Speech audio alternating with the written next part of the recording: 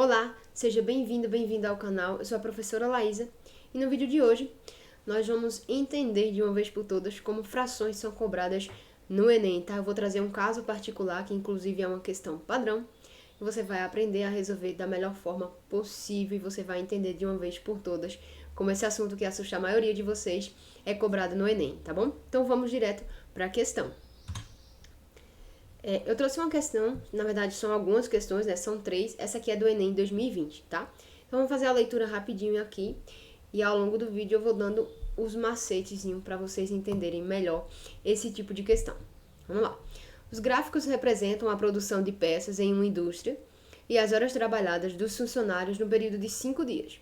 Em cada dia, o gerente de produção aplica uma metodologia diferente de trabalho. Seu objetivo é avaliar a metodologia mais eficiente para utilizá-la como modelo nos próximos períodos.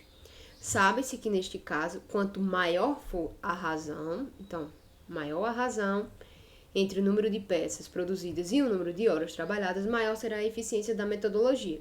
E a pergunta quer saber exatamente isso, né? Em qual dia foi aplicada a metodologia mais eficiente, tá?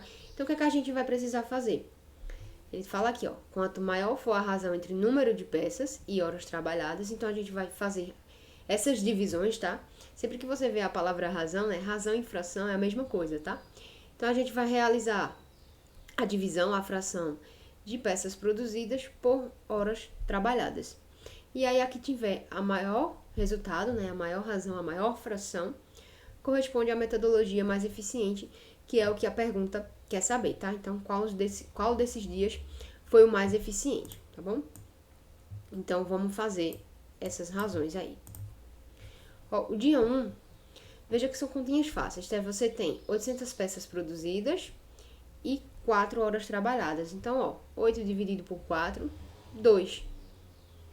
E aí você vai acrescentar os dois zeros, né? Então, foram 200 peças produzidas por hora.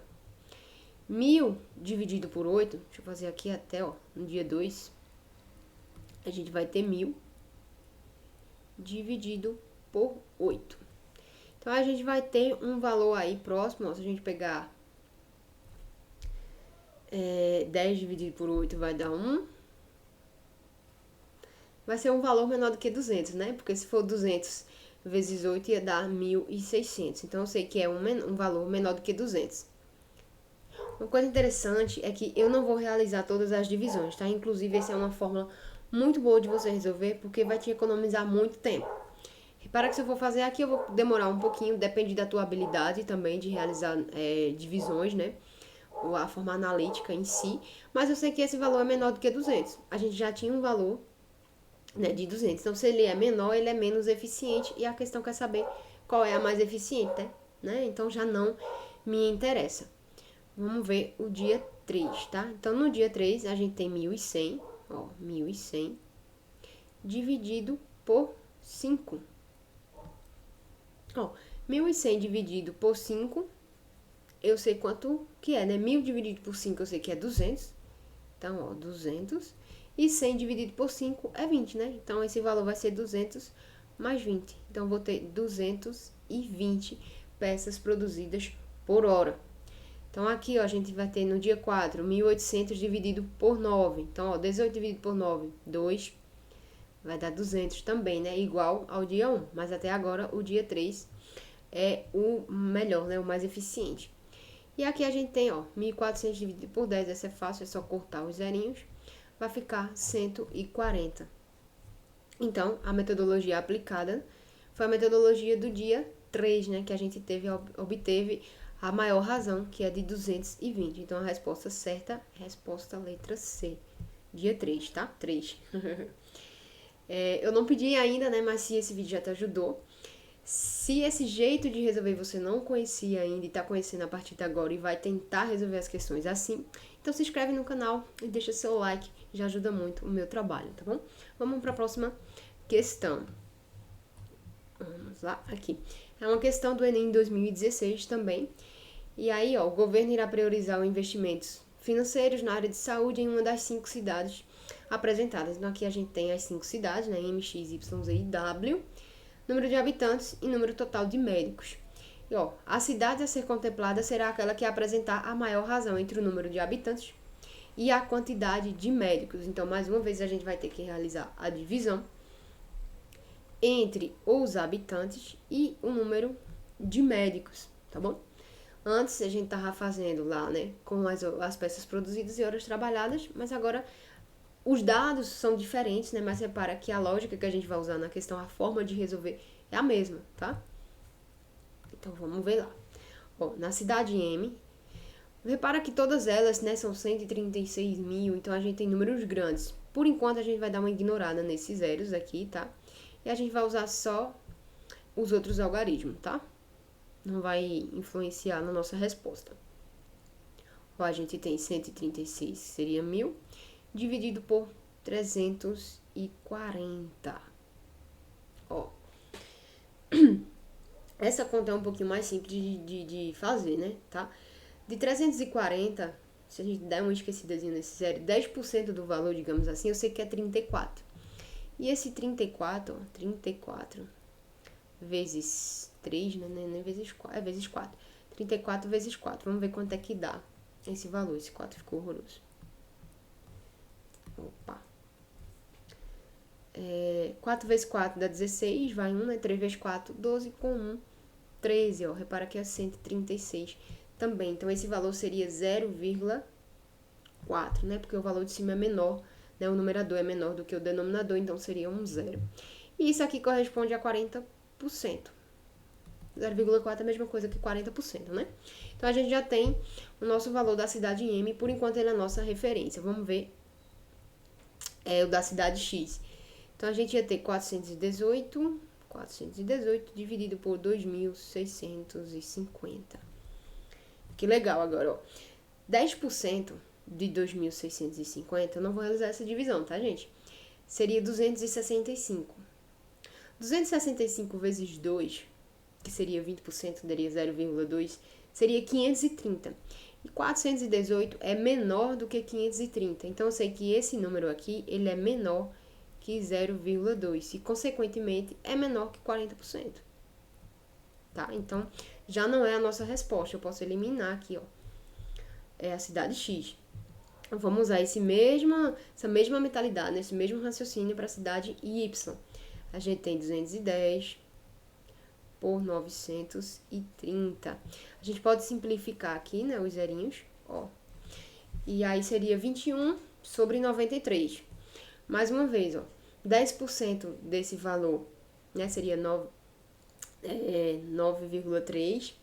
9 vezes 3 já daria 270, né, que seria 30%.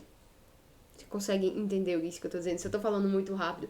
E se vocês não estão entendendo direitinho essas contas, né, feitas com cálculo mental, perdão. Então, você deixa o seu comentário no vídeo que eu posso fazer um vídeo exclusivo para vocês explicando essas comparações mais detalhadamente, como você desenvolver esse tipo de raciocínio, tá? Então, esse valor também é menor do que 0,3, que é menor que 30%, e também é menor que 40%. Então, também não é a cidade Y, tá? A gente já pode eliminar aqui sem fazer essa divisão exata. Na cidade Z, vou colocar ela aqui, a gente tem 530, e aí a gente vai dividir por 1983, olha que número grandão, 1983. Repara que ele tá muito perto de 2000, né? E se fosse a metade, ele deveria estar, né, muito perto de 1000, o numerador, para ser 50%. Só que ele é metade da metade. Então, isso aqui também é menor que 40%, tá? A gente não precisa nem fazer conta. A gente fazendo essa análise já dá para sacar isso aí. Então, também não é a cidade Z. E, por último, a cidade W, a gente vai ter 108 dividido por 300, ó. 10% de 300 seria 30.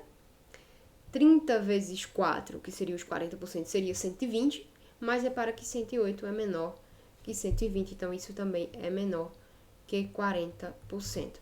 Então, a nossa resposta, né? A cidade que vai ser contemplada é a cidade M. Resposta letra A, tá? Eu particularmente gosto muito dessa forma de resolver a questão, porque você economiza tempo, no Enem você não tem muito tempo, e o raciocínio que você usa, você pode usar esse raciocínio em outras questões, tá? essa forma de comparar frações sem ser necessariamente fazendo todas as contas possíveis, tá? E em ciências da natureza, eu tenho certeza que você também pode usar esse tipo de raciocínio para estar comparando aí frações quando for necessário, tá bom? Então, eu gosto muito de fazer com esse tipo de raciocínio. Vamos para a última questão aqui, para você reafirmar mais uma vez e aprender esse raciocínio, tá? Para essa questão é do Enem 2019, e aí a gente tem um gráficozinho informando a quantidade de quilocalorias e o tempo gasto, né, em determinados exercícios, e ela quer saber qual é a atividade física que proporciona o maior consumo de quilocalorias, tá bom? Então, dessa vez a gente vai fazer a divisão de quilocaloria por minuto.